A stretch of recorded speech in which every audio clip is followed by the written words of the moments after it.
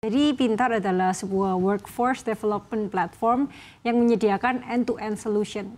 Jadi tidak hanya cuman pelatihan saja, tapi juga sertifikasi dan penempatan tenaga kerja yang sesuai dengan industrinya.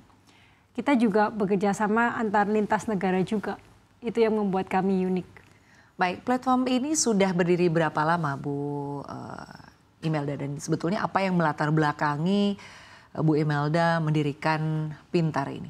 Oke, jadi platform Pintar sudah didirikan, launch by 2022, sekitar 3 tahun yang lalu, dan diawali dengan kebutuhan pengembangan tenaga kerja, terutama di Indonesia, dengan maraknya digitalisasi dan otomatisasi di Indonesia, maka kita semakin urgent dalam workforce development ini.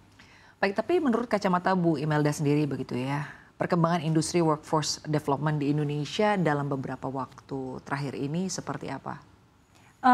Karena adanya digitalisasi dan otomatisasi, maka workforce development akhirnya menjadi lebih urgent. Oleh karena itu, kita butuh adanya suatu platform yang memberikan wadah bagi pencari kerja maupun pemberi kerja. Jadi bagi pencari kerja sekarang ingin memberikan sesuatu efisiensi, work efisiensi yang lebih tinggi, lalu kinerja yang membuahkan hasil. Sedangkan untuk pemberi kerja juga ingin sesuatu yang sama. Jadi work efisiensi jadi semakin tinggi, lalu produktivitas kerja juga semakin tinggi. Akhirnya kita memberikan suatu platform di mana is a matching platform, is a bridge, jembatan antara pemberi kerja dan mencari kerja tersebut. Baik, tapi Anda sendiri melihat sejauh ini begitu dari kacamata Pintar atau dari kacamata Bu Imelda sendiri, SDM yang ada di Indonesia saat ini artinya apakah sudah cukup siap untuk bisa beradaptasi dengan kemajuan teknologi yang ada saat ini, atau memang ya dibutuhkan pelatihan-pelatihan lagi ke depannya agar mungkin SDM di Indonesia ini cukup siap begitu untuk bisa beradaptasi dengan teknologi? Oke, jadi menurut kami sih masih belum siap, tetapi selalu ada potensi untuk menjadi lebih maju. Jadi the key adalah literasi digital.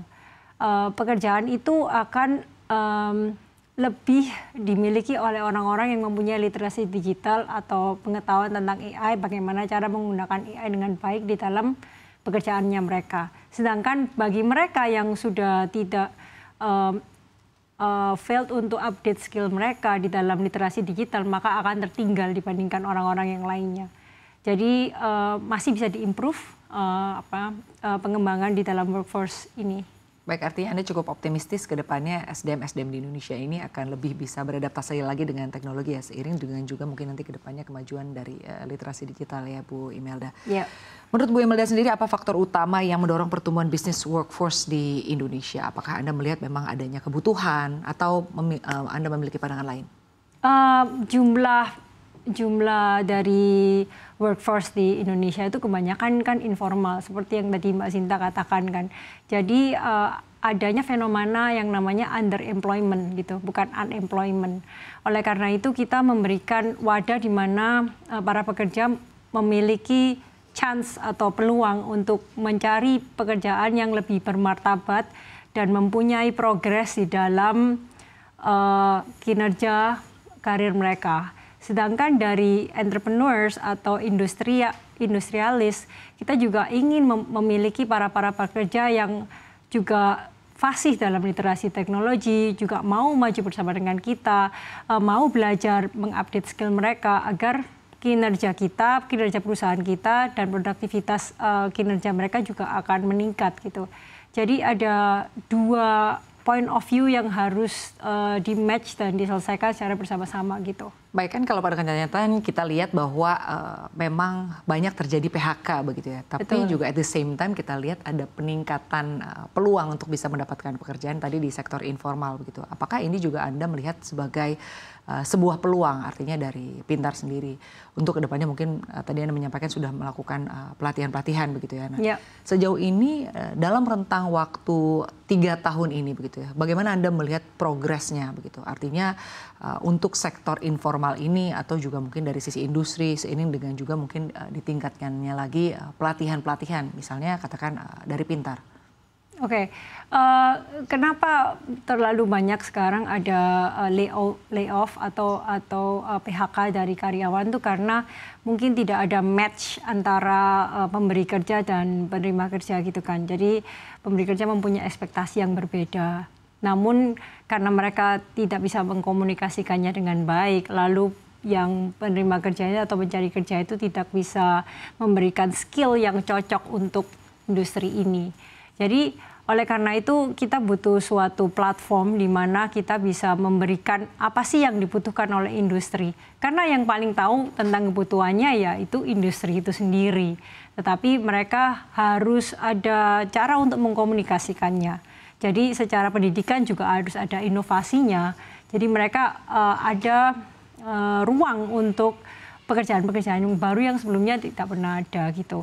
Nah, kalau misalnya mereka bisa berkomunikasikan kepentingan mereka atau keinginan mereka sebagai industri, apa sih yang dicari, skill-skill apa yang dicari, yang kita bisa provide sebagai Pintar, maka orang-orang yang mencari kerja itu juga bisa menyesuaikan dengan itu, gitu kan. Nah, jadi mismatch ini yang membuat akhirnya different expectation, ya, ekspektasi yang berbeda akhirnya banyak yang akhirnya di layoff gitu. Baik, tapi Anda sendiri melihat begitu sejauh ini bagaimana peran pemerintah ya dengan kondisi yang ada saat ini. Melihat bahwa pada kenyataannya memang sebagian ya dari SDM-SDM yang ada di Indonesia ini boleh dikatakan belum cukup siap ya untuk bisa beradaptasi dengan kemajuan teknologi. Walaupun kalau kita lihat memang ada pertumbuhannya begitu ya. Bagaimana Anda melihat ini? Artinya peran dari industri, pemerintah dan juga mungkin dari Pintar misalnya ini seperti apa? Menurut saya ya, ini harus ada kolaborasi yang bagus antara pemerintah, industri, pencari kerja maupun dari platform digital. Jadi kita nggak bisa melakukan itu secara sendirian karena harus ada perubahan yang secara masif untuk sistem edukasi, sistem pelatihan gitu kan, yang secara digital bisa digunakan dimanapun kita berada. Karena kalau misalnya kita sudah belajar secara konvensional, most of the people itu merasa ya udah ini cukup gitu. Mereka nggak tahu bahwa lifelong learning itu dibutuhkan. Jadi selamanya kita tetap harus belajar, mengupdate diri kita sendiri, mengupgrade skill kita sendiri. Nah, kalau misalnya secara government mungkin harus ada inovasi pendidikan ya, di mana mereka bisa memberikan suatu sosialisasi bahwa pendidikan itu tidak semerta-merta cuman pendidikan yang basic aja, tetapi harus ada on top of everything else, misalnya literasi digital atau literasi teknologi yang dibutuhkan oleh masing-masing employers gitu. Baik,